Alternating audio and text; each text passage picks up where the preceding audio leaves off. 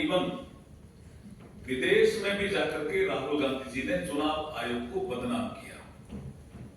उनकी एक नेत्री, कांग्रेस की नेत्री प्रियंका गांधी जी ने अभी 6-7 दिन पहले ईवीएम पे सवाल उठाए। ईवीएम के माध्यम से इस देश में करीब 5 लोकसभा के चुनाव हो चुके हैं और 132 विधानसभा के चुनाव भी ईवीएम से कराए जा चुके हैं। इसके बावजूद भी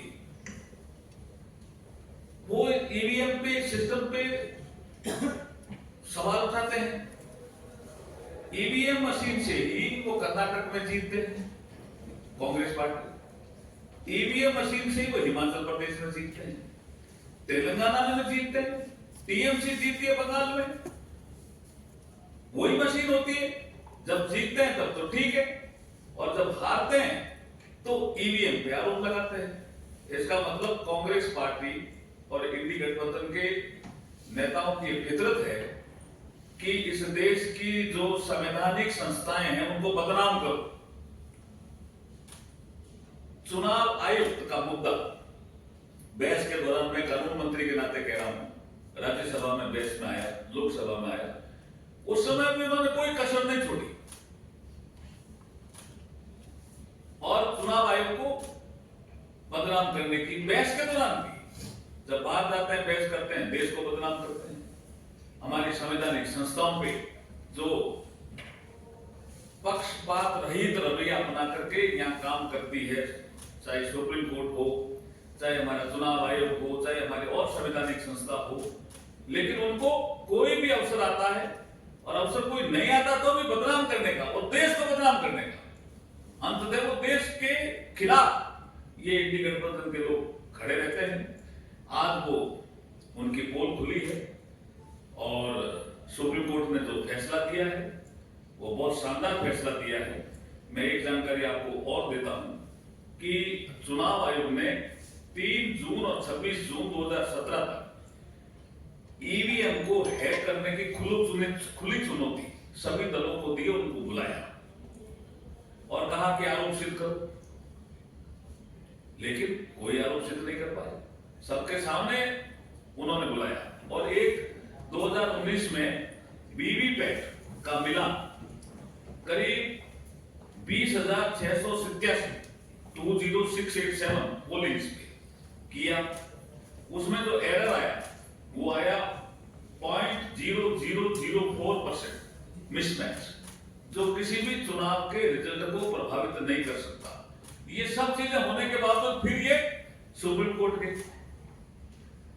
इनको हमारी देश की संवैधानिक संस्थाओं पर विश्वास ही नहीं है। इमरजेंसी के कालखंड से शुरू करेंगे तो मैं गिनाने लगूंगा तो हर संवैधानिक संस्था पर इन्होंने शक किया और देश को बदनाम करने की कोई कसर ये बाकी नहीं छोड़ते हैं। मैं आपके माध्यम से फिर कहना चाहता हूं कि जो सुप्रीम कोर्ट का फैसला आया है बहुत शानदार फैसला है और ये हमारे लोकतंत्र को मजबूत करने वाला फैसला है। कुछ प्रश्न हो तो सादर आमंत्रित। सर क्या माने, क्योंकि लगातार विपक्षी पार्टियां जो है वो ईवीएम पे सवाल खड़ा करती है, क्या इस फैसले के बाद अब इस तरह का जो सवाल है वो खत्म हो जाएगा या विवाद खत्म होना चाहिए? क्योंकि भारत विश्व का सबसे बड़ा लोकतंत्र है, यहाँ की चुनावी व्यवस्था काफी पारदर्शी है।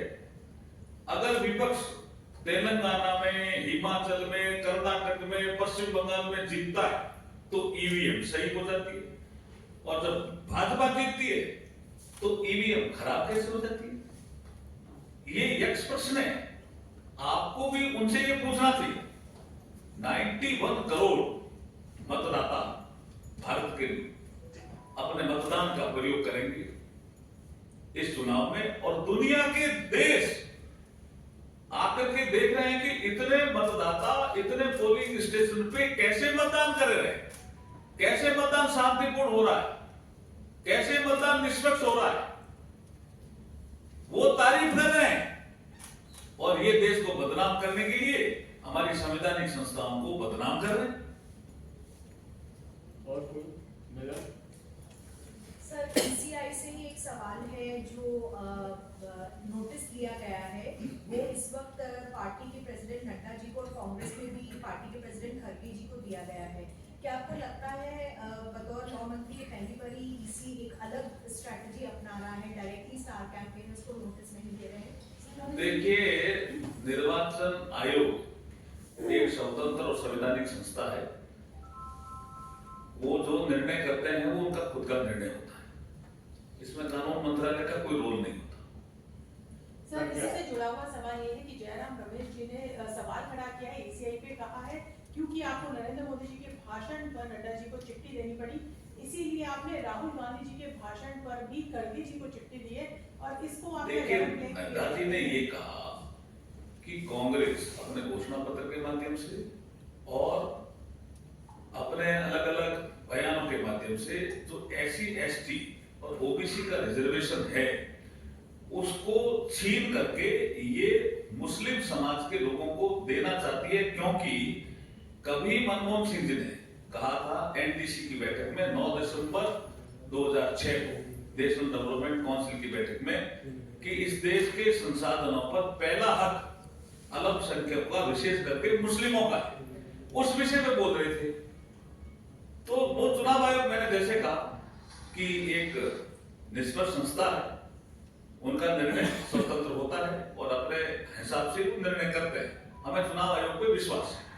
सर, शालिनी एएनआई से सर, जयराम रमेश ने ये भी बोला है कि कॉन्स्टिट्यूशन को हटाना चाहती है बीजेपी और आरएसएस जो है वो रिजर्वेशन के अगेंस्ट है। देखिए, ये एक परसेप्शन फैलाया कि 400 पार का नारा दिया, संविधान खतरे में कहा। मैं आपको बताना चाहता हूं कि हमारे प्रधानमंत्री नरेंद्र मोदी जी जब गुजरात में चीफ मिनिस्टर थे और संविधान लागू होने के 60 साल पूरे हुए थे, वहां उन्होंने एक संविधान सम्मान गौरव यात्रा निकाली। किसी कांग्रेस के मुख्यमंत्री ने नहीं निकाली होगी ऐसी यात्रा। संविधान को हाथी पे रखा, खुद पैदल चले। लोगों ने पूछा, आप पैदल चल रहे हो? संविधान श्रेष्ठ है। 2010 सुरेंद्रनगर गुजरात, उस समय तो कोई कल्पना नहीं थी प्रधानमंत्री जी को कि मैं एक दिन प्रधानमंत्री बनूंगा। उस समय तो मुख्यमंत्री थे गुजरात के। किसी कांग्रेस के मुख्यमंत्री ने ऐसी यात्रा निकाली क्या? नंबर 1।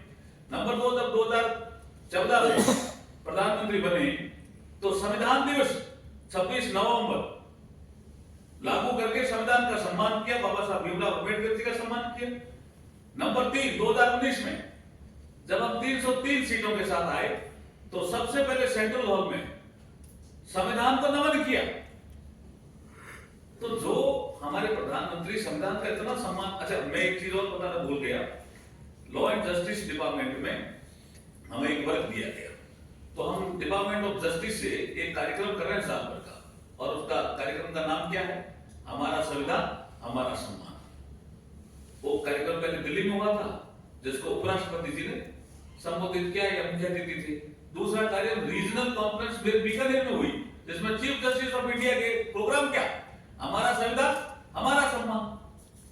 झूठ फैला रहे हैं जी कांग्रेस के लोग। सर, इसी से जुड़ा सवाल, अगर ये भ्रांति है कि संविधान नहीं बदलने वाला है, तो किस तरीके से भारतीय जनता पार्टी अपने कैंपेन में वोटर्स को समझाएगी? हम समझा रहे हैं ना अभी आपको। और अभी अमित शाह जी का स्टेटमेंट आपने देखा होगा कि संविधान के साथ ये छेड़छाड़ करेंगे सत्ता में आने पे, ये SC ST और OBC का रिजर्वेशन खत्म करेंगे, हम खत्म नहीं होने देंगे। इसलिए हमें मजबूत बहुमत चाहिए। बात